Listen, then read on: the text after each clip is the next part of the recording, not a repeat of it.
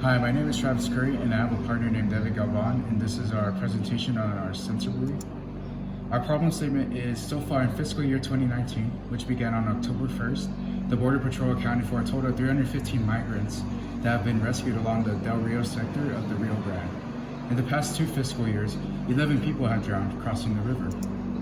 Our problem justification is, with the surplus of illegal immigration, the constant risk along the border remains prominent. At the start of fiscal year 2019, 11 people were already confirmed to have died in drowning-related incidents along the Rio Grande. Furthermore, 300 plus have had to have been rescued because of attempts made to cross the Rio Grande. And as you see, there's a chart that shows how many deaths there have been around the area of Texas. And for the Rio Grande area, it shows that, or the Del Rio, my bad, there is 24 deaths in the 2018 area, and for more deaths as well in the past years.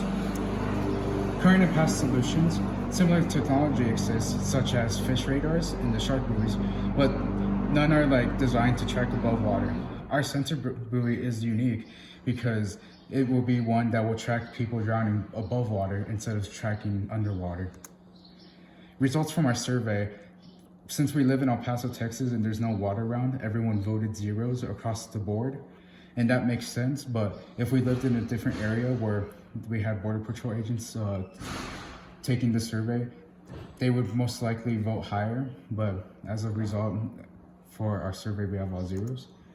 So for our prototype designs, right here, we have the tire, which it would go under the wood plank to, which that would be the buoy part of our buoy.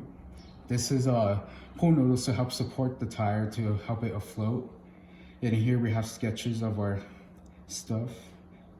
And then here's the sketch of our wooden board, which we would put on top of the tire to build the second half of the buoy. And this was what it would look like, but we don't have the sensor on there. This is a prototype that we created, and this was just for first testing to see if what we were going to do would actually work. The construction of it is, the base of the prototype will be made of a wood board and a tire. The wood board would need special consideration because the prototype's hull will need to be waterproof. To solve this, we plan to use flex tape to protect the edges of the wood. Now the alternatives, we considered plastic and wood, but we ended up going with the wood because the plastic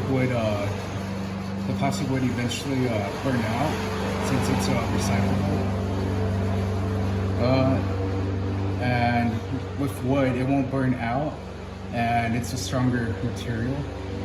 And then to hold everything together, we have the flex seal or flex tape, and we decided to go with the flex tape because it seems more reliable.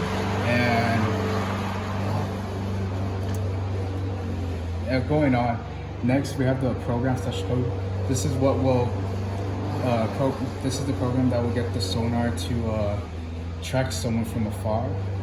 And the serial code, it will wait for an object to be detected within the 20 centimeters and through into a further distance. The prototype testing. In order to verify the integrity of our prototype, we opted to conduct isolated testing on the ultrasonic sensor. It served as a catalyst that allowed us to refine the body of the prototype. After establishing a comprehensive design, we decided to implement a multitude of tests. These tests will be aimed at enforcing the core component's functionality in its intended environment. We plan on running field tests to make sure the hull can float, while also maintaining support for the electronic infrastructure. And here we have our survey, which people voted on.